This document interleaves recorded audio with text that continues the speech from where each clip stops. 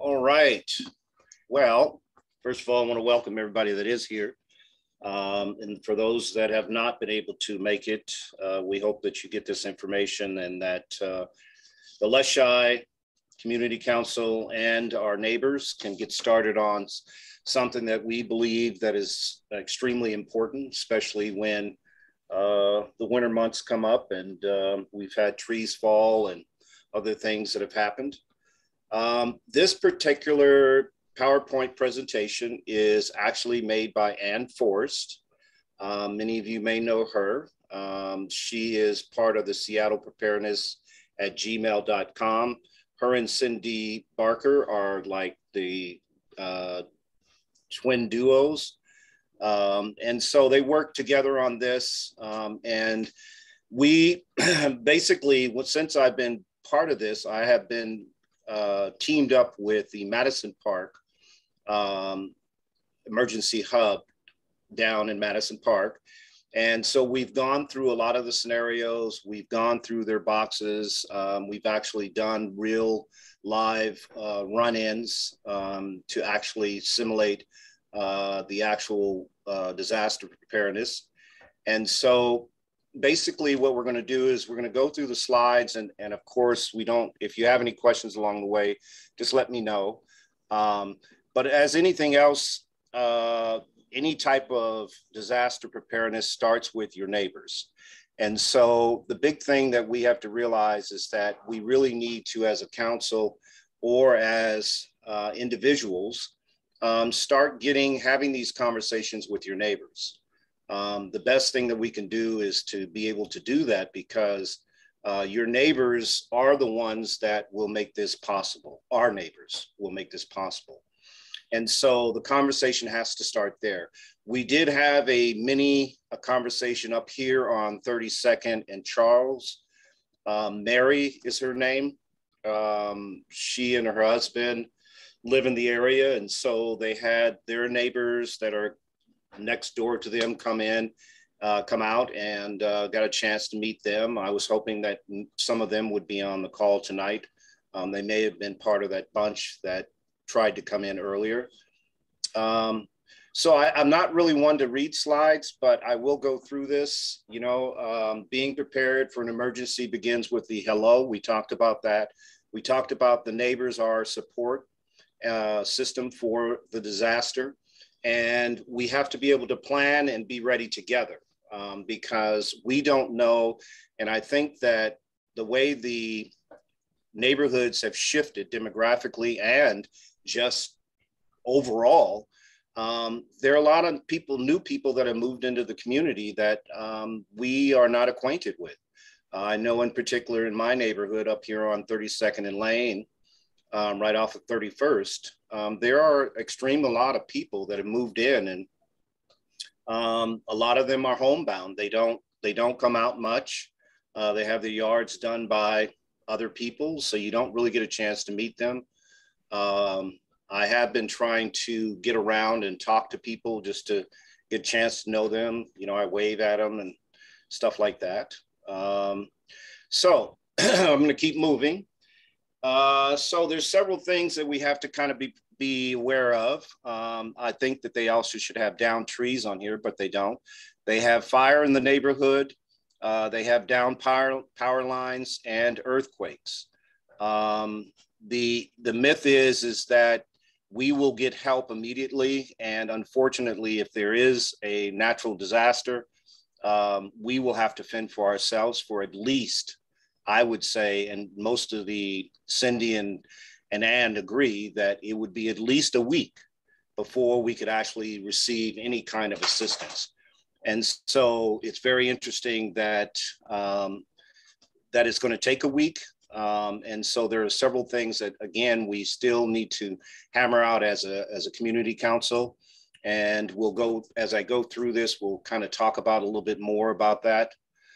And then, when they talk about you are your own help, because until help arrives, and we briefly talked about the fact that we may be a week, it could be 2 weeks, you never know.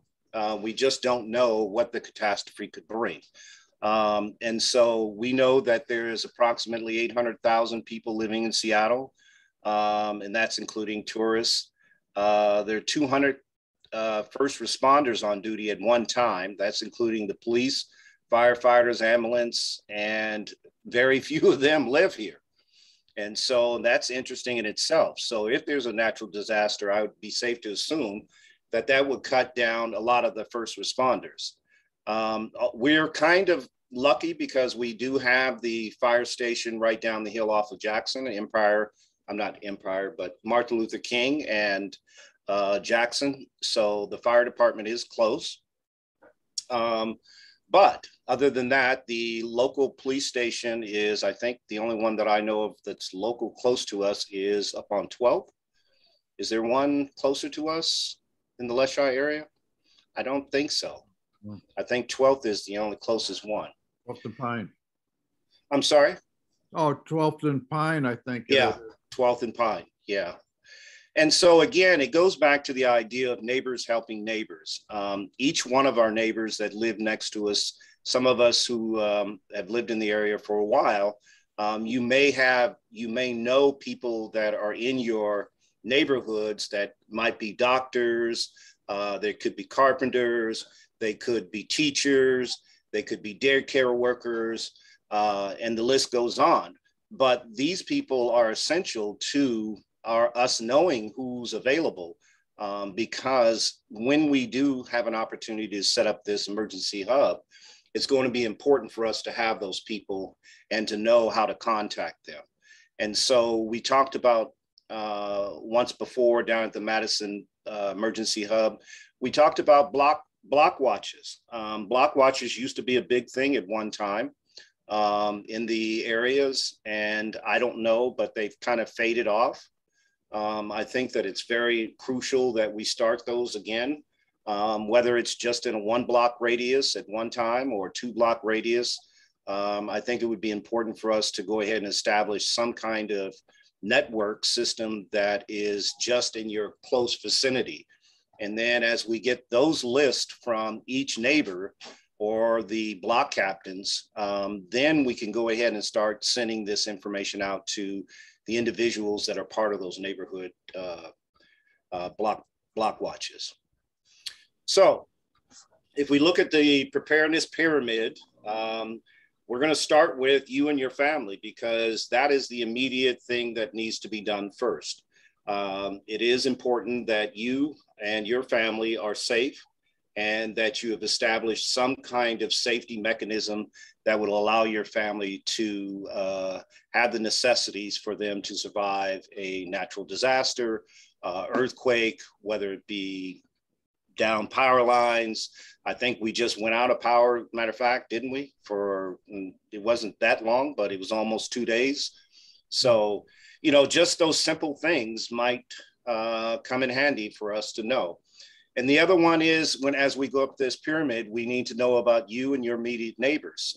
That's where we're going back to the idea of knowing that if you have a child and they're hurt during an incident, that you have a neighbor next door, 2 blocks down, or maybe I have a neighbor that is a doctor, and maybe we could send that doctor down. So, you know, it sounds like little things, but these things are tremendous when you're in the midst of an emergency. And so it's very good for us to really start trying to put this stuff together. I would be the first advocate to say that the block watch probably would be the first start, getting a chance to know your neighbors and going from there and working your way out. Then you have your community, which is obviously a broader sense, but I would be safe to say that each community, whether it's Mount Baker, Leschi, Madrona, Madison, or anywhere along this line, that each one of these areas are either in the process of thinking about this or have set up some form of a network system to where if something does happen. Now, I have not been able to get in touch with the Mount Baker community, and I know that the Madrona Community Council is very minimal. So I know that they still seem to be putting out a newsletter. periodically. So that might be something we may want to look into. And I would suggest that we also start trying to team up with these other elements that are right next door to us, Mount Baker, Madrona, and Madison, for us to learn from each other and work together as this may or may not happen. And then we talk about city services. City services can include the police department, the fire department, anyone along that line. One of the things that the fire department has said to us is that they would be coming down to check on these hubs, but they would not be advocating or be able to assist on a full level because obviously there are other emergencies that they have to attend to. But they will come in and check to see if we have any hurt individuals, whether or not we have food available. They will take that kind of information from each hub and they will distribute that that information to other hubs that are out there. So let's just say that Madrona, Leschi has a tremendous amount of water and Madrona has no water.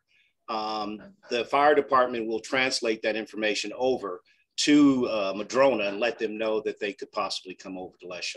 So I think that's why it's really important for us to try to develop that kind of relationship with each community that we have out there. And for when we're talking about this preparedness with you and your family, the important things that are very important for us to have would be water and food and medications and emergency toilets, toiletries. Obviously, the toilet is something that you can buy. They do have those camper porta potties that you can buy that are still available, that they have. They're just, you can move them anywhere you want. But the key things are food and water and your medication, especially for the elderly that are in the community. Because if we don't have a Rite Aid or somewhere to get that medication, I will say that we had some real live scenarios in regards to medication. We had people that were on dialysis and they had no way of getting insulin. And then we had individuals who needed medication just for their mental capacity. And so as you can see, medication is probably going to be up there on the high list of things that we need to make sure as neighbors and as individuals, you and your family ensure that you have a pack that you know where, if you're taking medication or need medication, that you have that source of medication available. And then for you and your immediate neighbors, we need to look out for each other, coordinating cooking, share resources. Again, there might be someone who has a generator for heating up baby's milk or, whatever. But somehow all of that information needs to be somewhat put into the system so that we know that during an emergency, this information is crucial because we don't have to spin our wheels while we're standing there saying, oh, who has this or who can do this? And so I think that a lot of that information should be captured in those block watch community or neighborhoods that we gather that information, because I think it's easier to get that smaller information and piecemeal it together. And I think that would be one way, unless we come up with a different way. So some of the things that your neighbors can do for us, they can coordinate to buy big purchases. Some people have space available for large amounts of water. They can turn off the gas to prevent fires if someone's hurt. They can turn off the water. We can combine resources and brain power. But the biggest thing is that we check on those that are who need extra care, like elderly, injured, children, etc. And then somewhere along that line, we definitely are going to need to find out who in our neighborhoods are medically trained. Are there any nurses in the neighborhood? Is there anybody that could, give a splint or, cast, we may not have the proper stuff, but couldn't we, if somebody broke their leg, is there somebody that's available in our neighborhoods that could probably put a temporary cast on them? So, a lot of this stuff sounds simple, but the coordination is, as we've seen through the Madison Park Hub, is a lot more complicated, but it doesn't have to be if the preparedness is put together. The other thing is communal meals, trying to figure out, again, where do individuals have the opportunity to eat meals? There are different places in the city that are set up, and those will be known by the informational stations that we have in our own personal hub. So that kind of information will be relayed in, and it will tell us that Burger King down on 23rd is giving away hamburgers for those in need. So we could send a runner down there or somebody who's able to go down there and get that food as needed. The communication station. Now, this is a critical part that we learned very early that is a necessity for for the Leschi Community Council to talk about, because there are radios that need to be purchased.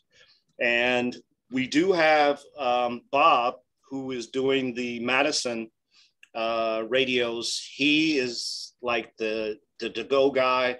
He has volunteered to walk us through everything we need in regards to setting up the radios and that communication, because the communication that we have, we'll have the communication in our central hub, and then we want to communicate with other hubs and downtown.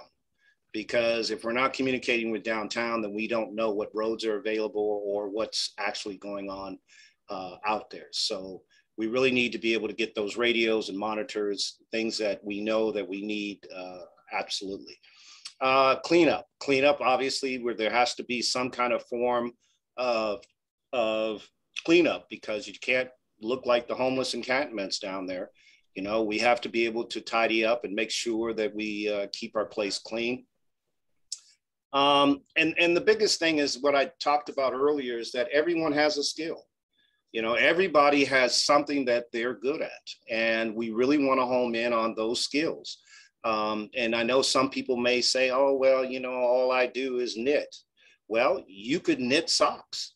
There's just a numerous amount of things that people have skills for that we don't necessarily see as, oh, well, they can't make water, so, they're not important. But you'll be surprised on how important each individual who's part of these emergency hubs are. And so it's very important to think about, who's the carpenters, who's the people that, like we talked about earlier, who are the teachers, who are the caretakers, who are the nurses, who are the doctors, who are these people who have equipment, generators and power and all those other things that might be needed along the way. And then we're going to talk about quickly, the emergency communication hub, gathering the information that we talked about. Our community would, Leschi would gather the information, we share the information, and then we match the needs. So let's say that Sally, I'm just using Sally for instance, has a lost dog, okay? So that lost dog would be put on an informational board, and then we would actually, somebody could say, hey, I saw that dog over on John Street or something. But a need is different from help. So a need is like medication. I need insulin for my diabetes. So we really need to be able to come up with that information and be able to put it on the board so that someone else could know that, hey, I have insulin over at Johnson's house. He has more than he needs, so he could be sharing it with someone else. And then we want to match the needs and the resources with the things that we do have. Through the Madison Emergency Hub, we learned that those resources are going to be very important. Some people, again, may have things that other people don't have. And so we really kind of need to know that, because when it comes to food, people get a little tight with it. I know you're hungry, but, I got to worry about my family over here. And so, you get people who want to hoard and not necessarily let you know that they have the resources available. And then they show up and they're perfectly clean, got clean clothes, they look like they've been eating, steaks and everything else. And you got kids over here sitting, needing food. So it's really important that we match that up. And we talk to people and really talk about the fact that it's important for us to share what the resources that we do have. The Emergency Communication Hub is, like we talked about earlier, that is vital to our success, because in the event that we have people that cannot get around, they're not mobile, they can't walk 5 miles to go get some water. Those forms of communication with the radios are going to be essential, because again, we need to let people know we've got 40 people down here who are not mobile, that can't walk 5 miles. We need to have someone transport, or we send someone to go get that. And so we can communicate that with the radios. So that's why it's important. So we are social creatures. After a disaster, we will naturally gather in open spaces and do what we can to make the situation better. This is true. We are social creatures, but we also are human. And the humanality that comes out during emergencies are amazing. If you've ever had the opportunity, if you haven't been to war or something that really gets a chance for you to see how people act in emergencies, it's really, really essential that you try to take part in something like this, because you really get a chance to see what people will do. And unfortunately, there will be some people who do not make the right decisions. And so that's why we have to make sure that when we create our hub, that we have the essential people to be able to talk in a calm manner, be able to guide people where they're needed, be able to reassure people that things are going to get better, or they can get better. And if they need resources, that we provide that information for them, so that we don't create this or continue the hysteria that goes with natural emergencies, or anything that has to deal with survival. So it's important that we keep that in mind. So this is one of the spots that obviously is an open park, the Jimi Hendrix Park that's up there off of Massachusetts. It is one of the local areas that they have kind of centered around, because it is such a large area and it's a flat area. There's not a lot of trees that can fall on people. But it will be, we don't know for sure. I have not gotten any information that says that it is the place. And even if it is the place, I would be safe to say that there are going to be a lot of people there. And again, we have to think about the local and the, what's the word I want to say, mobility of the people that are living in your community, or living in the neighborhoods that we live in. So if we get that information, because we can't seem to, the city is very, very, in my opinion, very sparse with information. I think that the city, maybe now that we have a new mayor, we can take these kind of things seriously and spend a lot more of our money and time into these areas, because eventually it will happen. I don't see it not happening, and maybe not in my lifetime, but it will happen. And it would be nice to be able to be prepared for something that should happen. The pea patches. Now, the city has made several of these pea patches. I can't right off the top of my mind. John, do you know the name of that pea patch that is designated for this area? I forgot the name of it. You're on mute, John. Is it the one down by I-90? Yeah, it's Yes. on the other side of Yes. the Tunnel. It's Coleman Park. And, Yeah. And you can get there either on Lake Washington Boulevard, which is it's kind of at the top of where the boulevard starts going downhill. It's above that. Or you could go, like I do, to the dead end of 32nd. Mm-hmm. You keep going south on 32nd till you come to a dead end, and that's Coleman Park. It's discontinuous street. Yeah. And there is a shed there, and to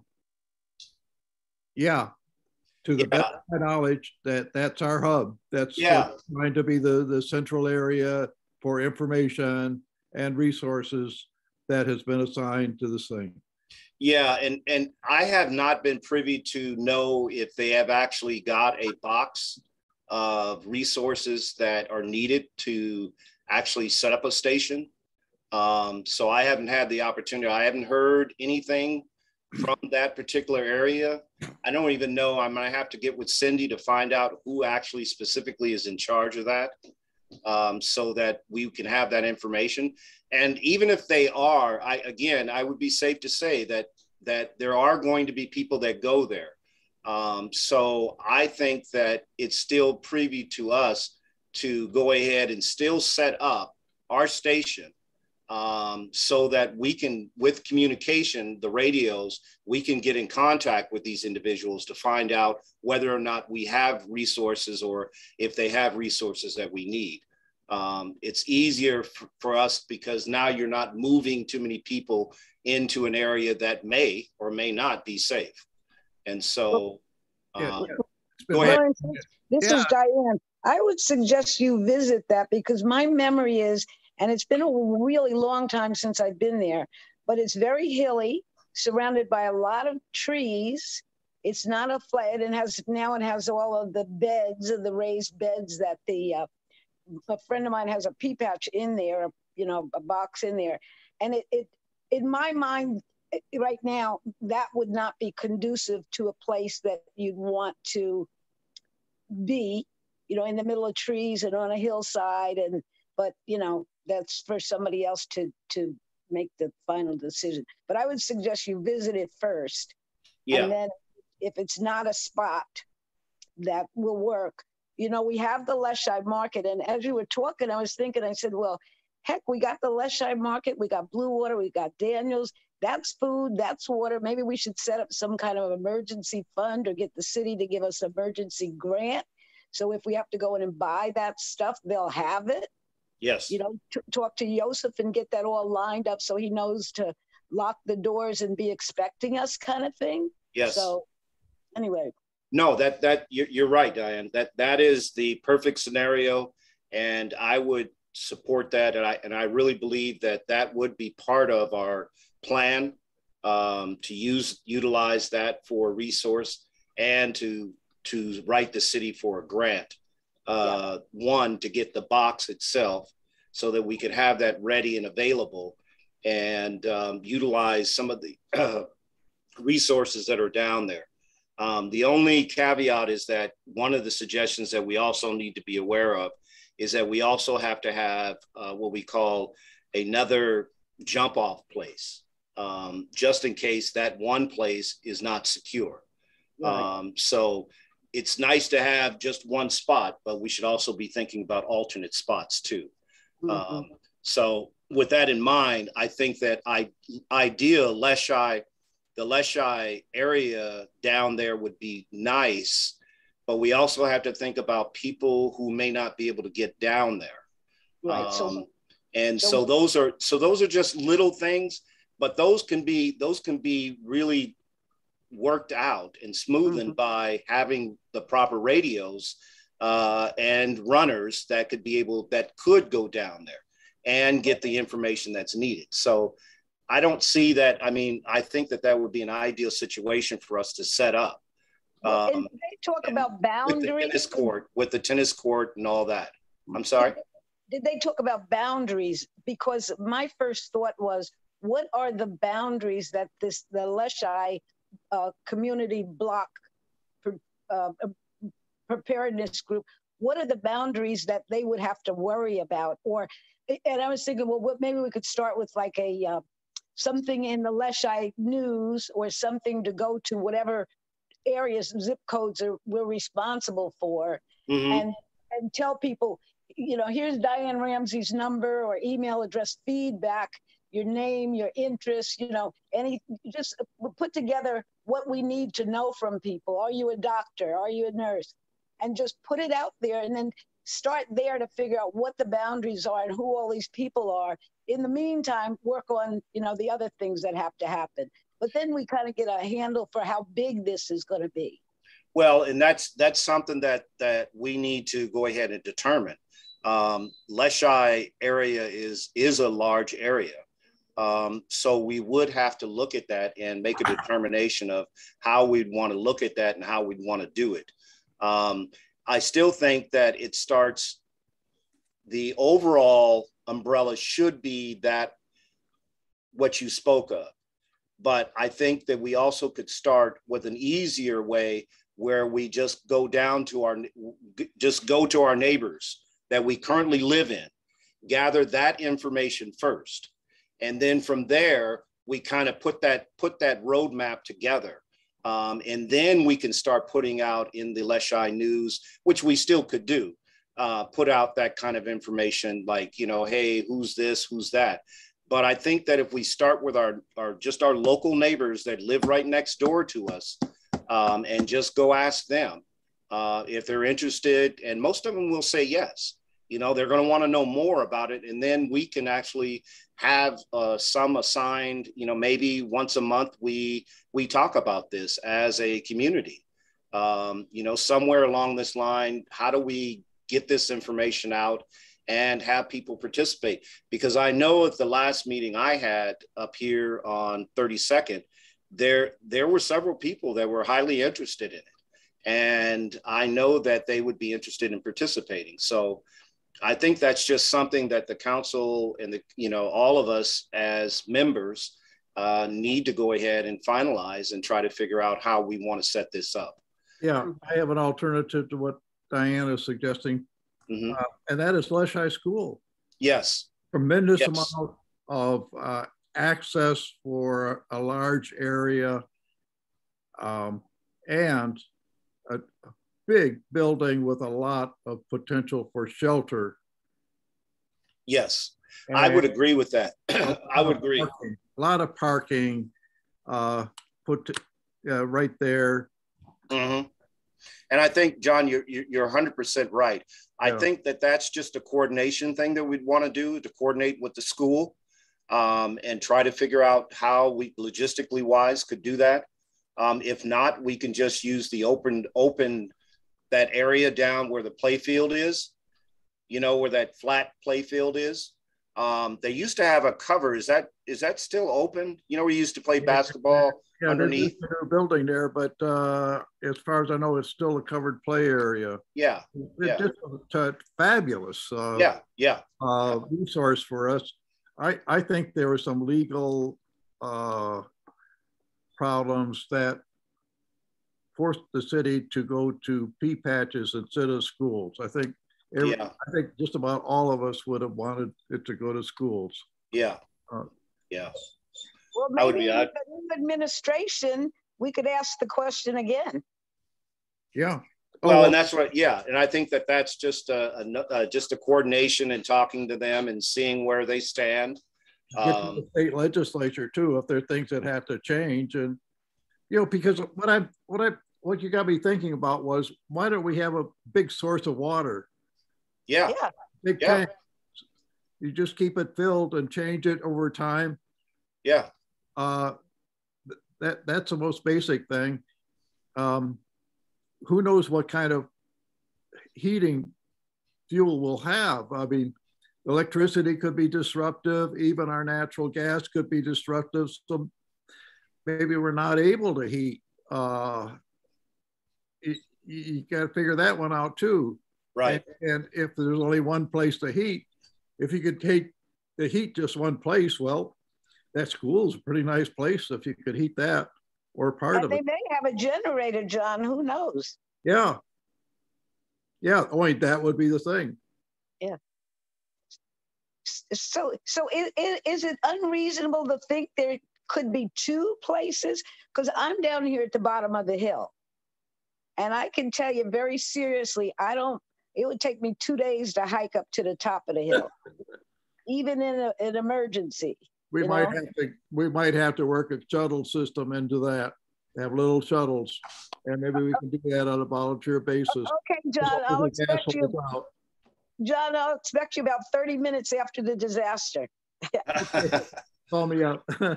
So as we indicated, an open field would be ideal.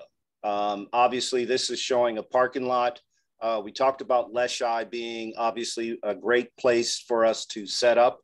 But if there isn't, if there's some legalities or something that ties that to where we can't, I still think we should initially set up a spot until we can coordinate and work out all the details with other areas. But in the meantime, let's just go ahead and try to get something initially going, so that this way we at least we know we're heading in the right direction. And all of the other things that we think of during meetings, we can discuss and figure out a way to possibly get those resources if needed. So on this next page, it shows kind of where, as you can see, there are a lot of gathering spots. But remember, Seattle has over 800,000 people.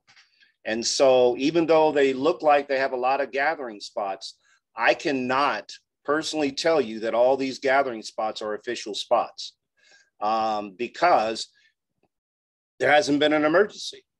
And so I don't know if these areas have set up hubs. I don't know if they're, these are, from what I've heard, these are the P patches. Some of these are the P patches that the city has set up. I still don't know what kind of resources those P patches have. But that's the kind of information that we really need to look into and find out, because some of these areas we're not going to be able to get to, especially if the bridges are out. If people are injured, we're not going to be able to go to West Seattle or other places.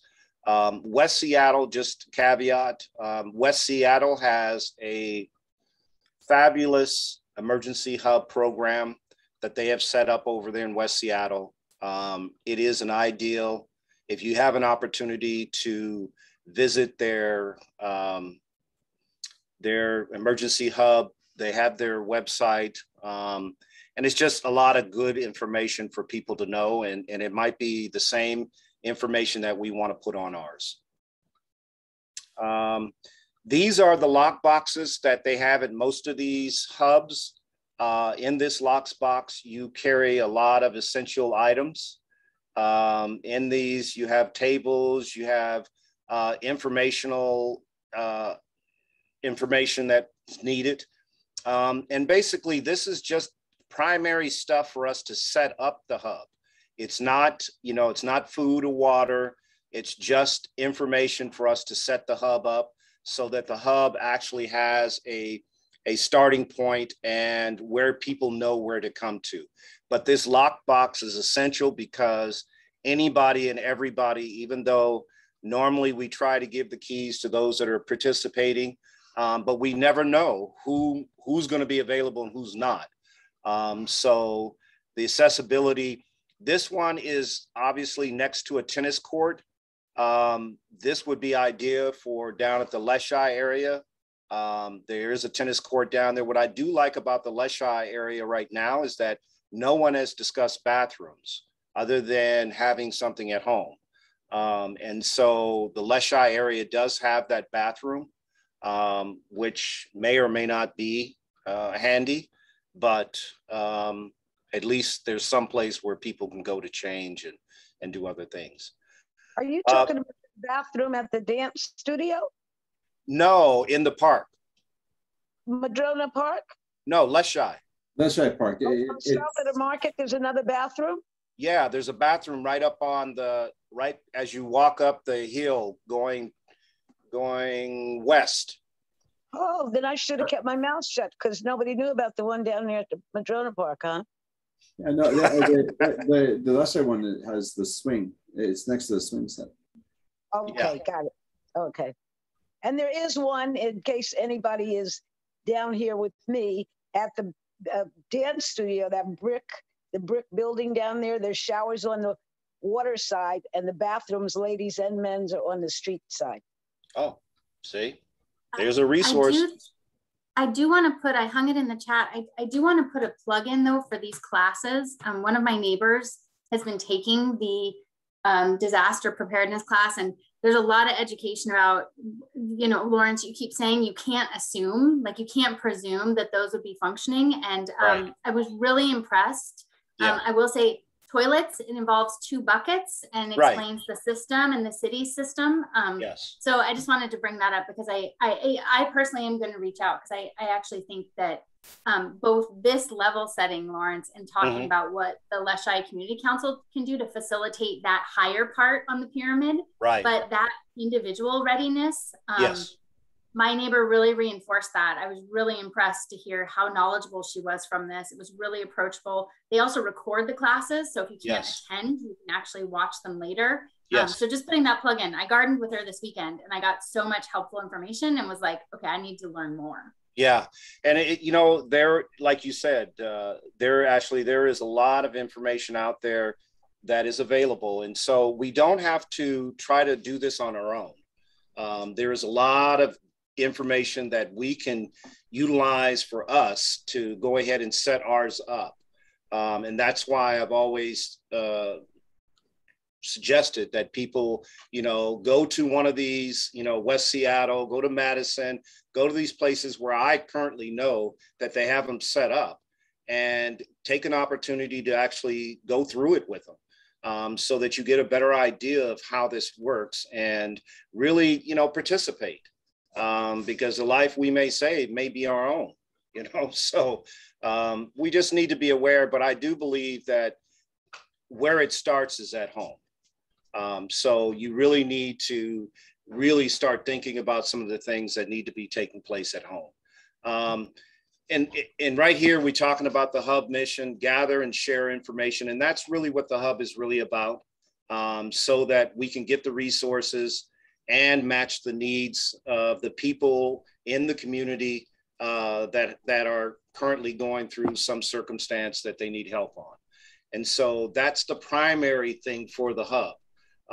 And really what we are is kind of liaisons for the neighborhood to let them know, hey, you know, there's donuts down on 23rd and Union. Go help yourself, you know. And if there are people who are unable to go get that, then we have to set up, you know, some of the young kids in the area to have them run. You need to establish runners, because I don't think Bob's going to run down there, or John. So just food for thought. So this is kind of going through the stations that they have in each one of the hubs that they currently got. This current area is called the Gathering and Shared Information. It's basically, its job is to really, really take in the information. So when people come into the hub, they actually have this information. They can come bring that to the informational table, and it matches those needs of those individuals that come up to wherever they need to go. And so if it's something that's lost, if it's something that's needed, it goes to that informational table, and then it gets put up. But the first table that we passed is called the greeting table.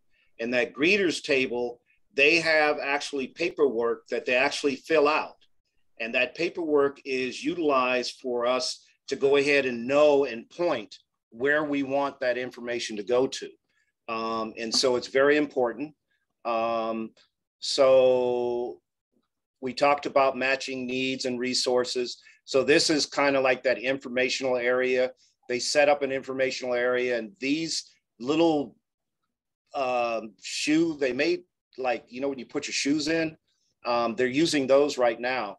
But they have this so that people know where the needs are. And so if they need something, we just go up, grab that sheet, and say, hey, they have water over on 22nd and Lane.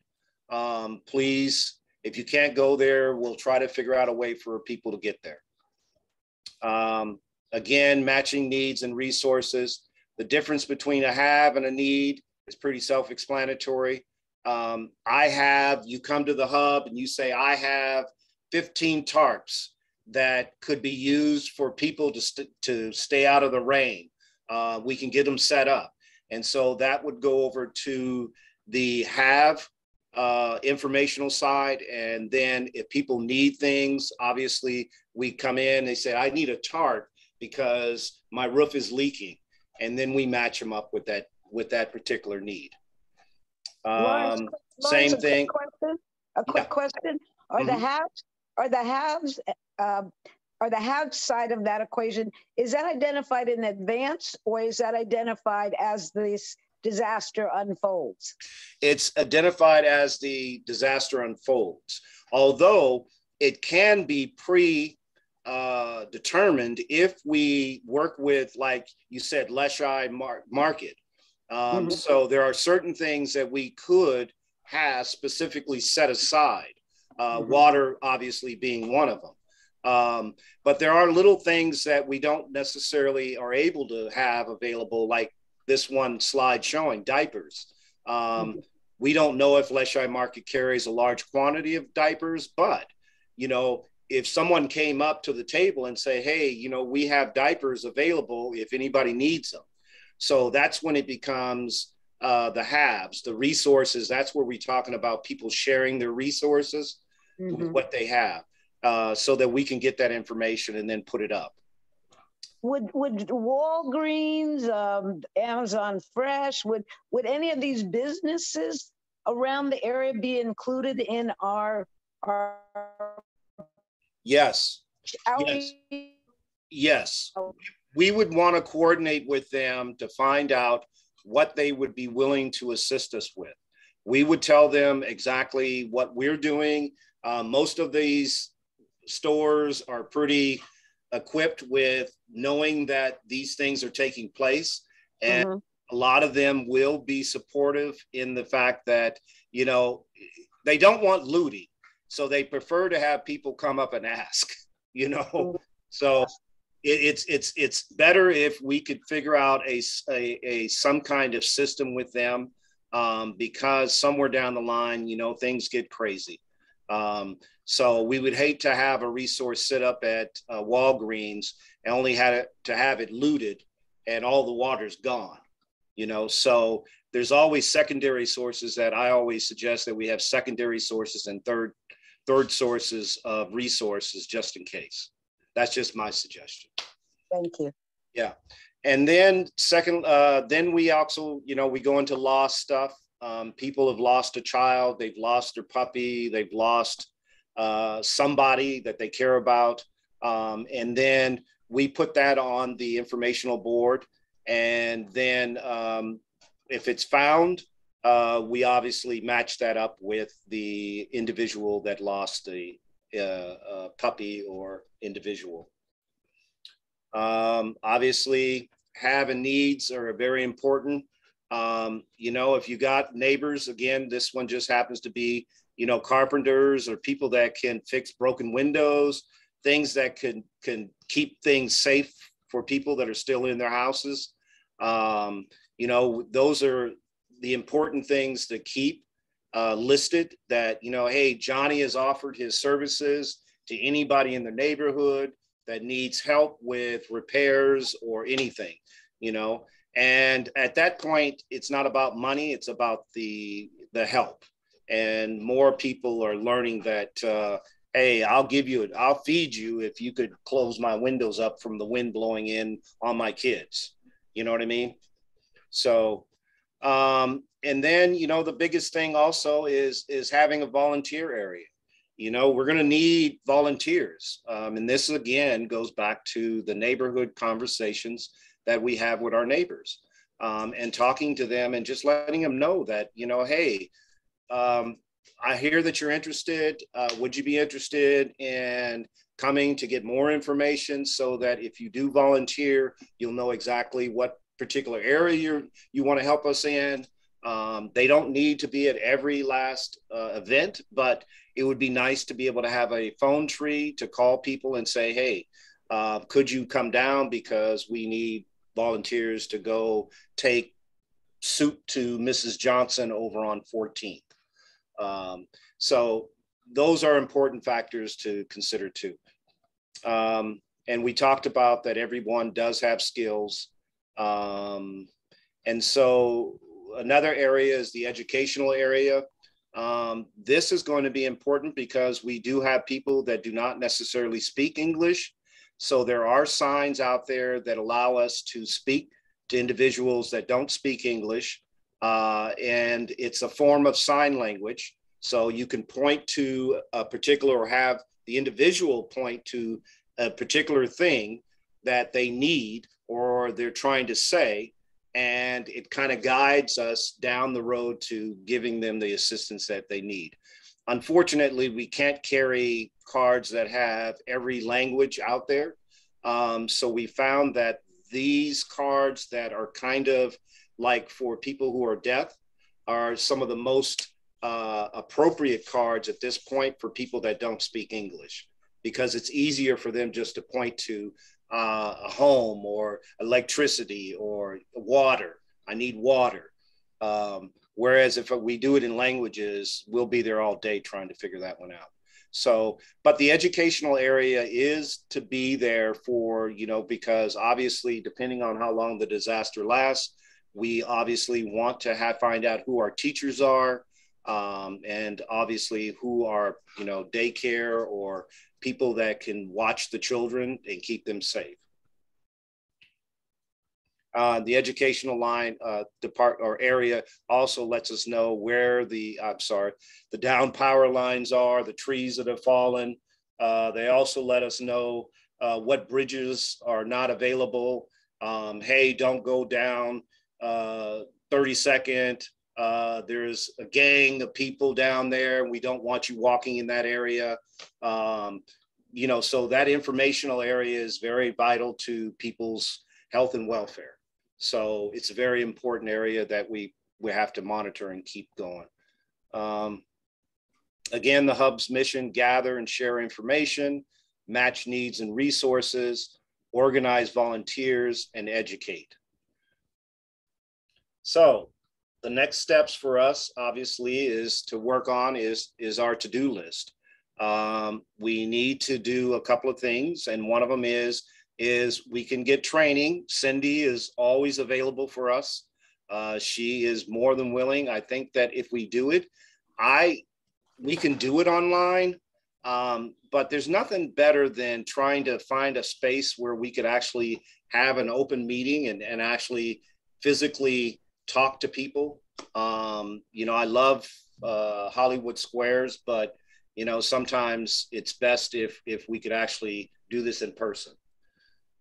And the other one is block your own building, you know, Seattle Neighborhoods Activity Preparedness, SNAP. There are a lot of handouts that are available. If you don't have them, I can send out an email.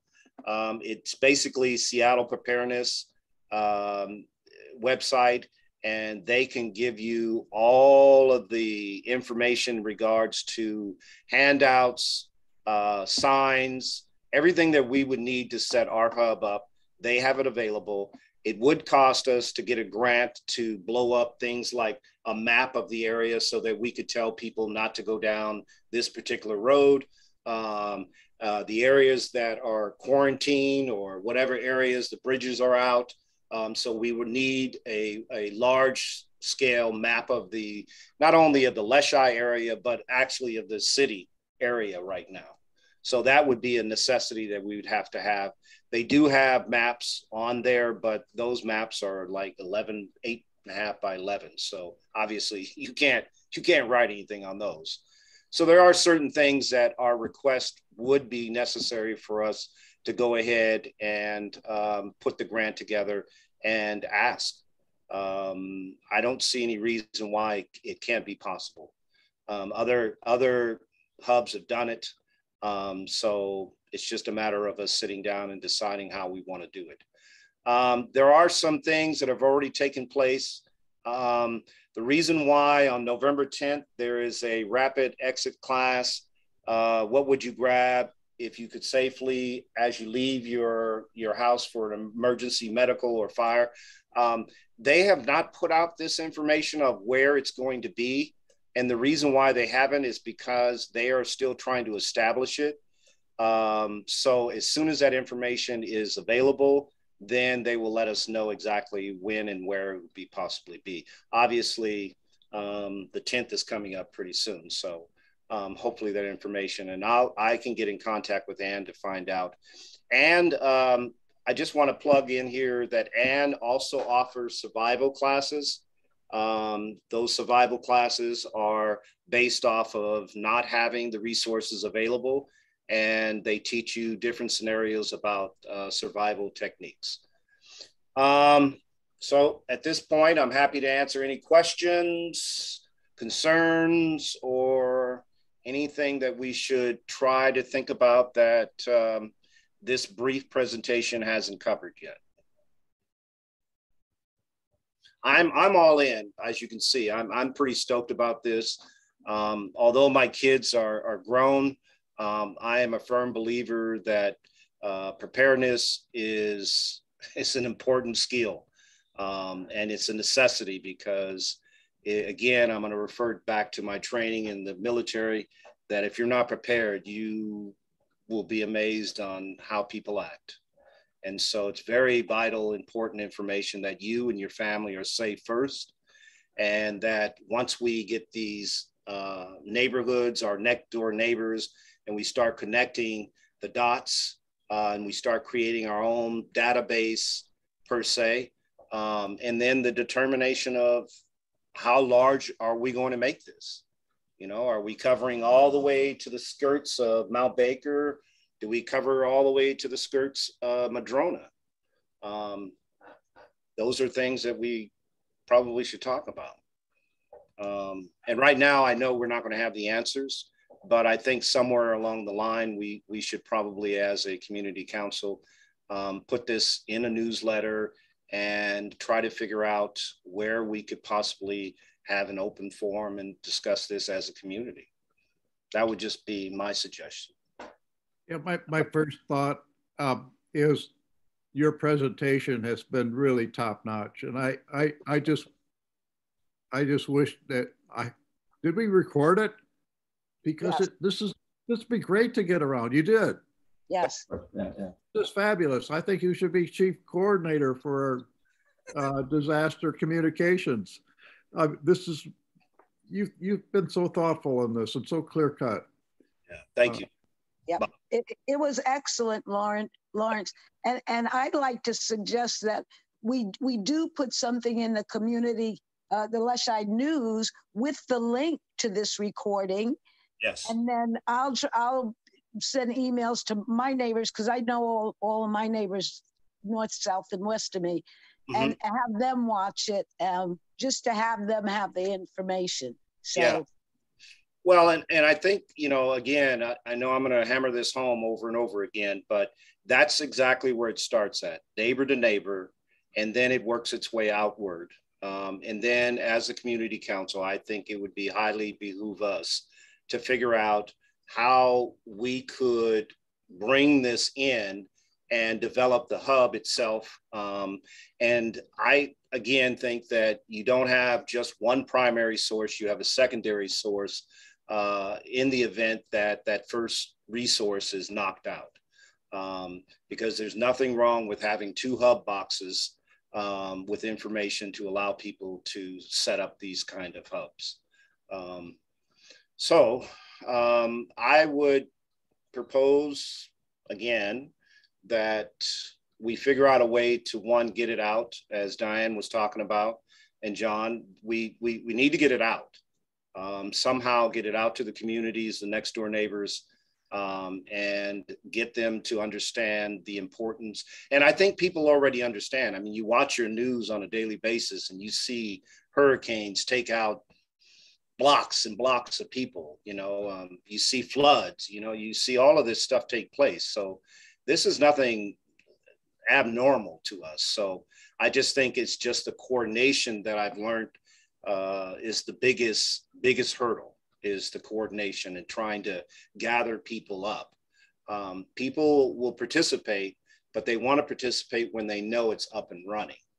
That's the hard part, is getting them to the table. Well, I think just making them aware of it is how you pull them in. And I was just thinking, if it was in the Leschi News, I know I keep humming the same tune, but I would actually cut it out and copy it. And those neighbors that I'm not familiar with, because there's a lot of new people moving in my area, I would just put it in their mailboxes. Yes. Yes. So, you know, just to get the word out, take it down to the business district, give it to Park Postal, give it to, you know. Yeah, is there a way for us to maybe, even if we didn't send it out that way, maybe if I had a flyer with it on, is Trevor still there?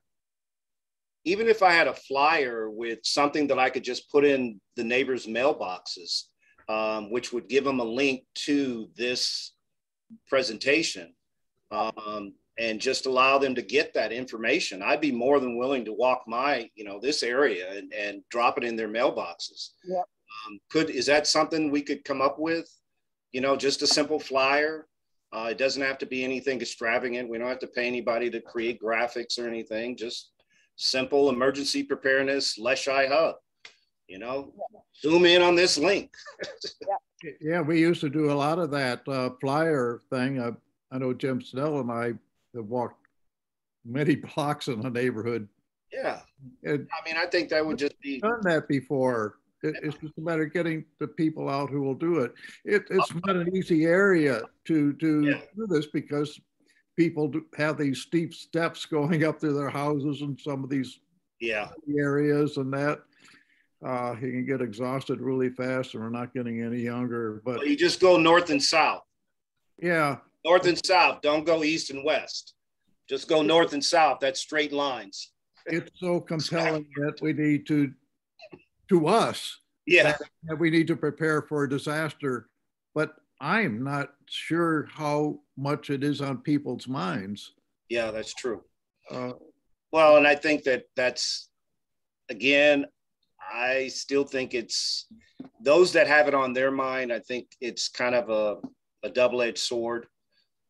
Sure, we could take care of our own, but I'd hate to see my neighbor's house collapse and then I'm just sitting there watching it.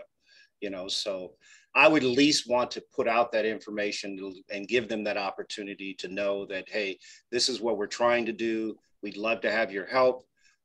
We'd ask that you review this recording that we just currently went through. If you're interested, contact, myself or Diane or anybody on the board. And at that point, we as a board probably need to begin to talk about, how do we get Ashley involved? Well, Lawrence, why don't we just pick a date for another meeting? I'm not sure whether it should be a Leschi Community Council formal meeting or just a meeting to talk disaster preparedness. Put the little flyer together with the date for the meeting, tell them to review the link, and please join us to discuss further and share. Yes, I like that. Well, the other thing too is we haven't really thought about what is the worst that can happen, and we're overdue for a terrible earthquake. Yeah. And Mount Rainier could still blow. Yeah, I know. I keep seeing it every morning. Yeah, there are these crazy things that can happen. Just the whole losing our electrical grid. Yeah. It could be a cyber attack, and we could be out of electricity for 6 months or something like that. Well, these are all possibilities, and it's not really beyond our imagination, because we know that they can happen. Yes. And there's a scientific basis that there are some chances that one or the other of these are going to happen. Well, the power grid, obviously, we know that one is subject to going out at any point, a bad snowstorm, whatever. But the fact is that we still want to be able to inform the people and give them that opportunity. And like you said, we could do the scenario as we gather the people. And because the more input we get in here, I think that the better off the overall product's going to be. Madison seems to, and like I said, West Seattle, if I was to give a grade, they have an A+. They really have worked out the kinks on this one. And they have the right, and really they just go through this.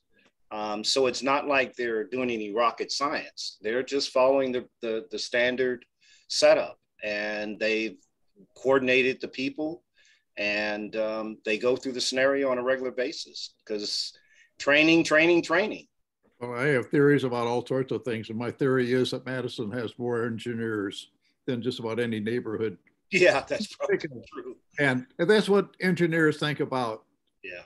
What is the worst that it can happen? And they plan for it. They over design, they over plan.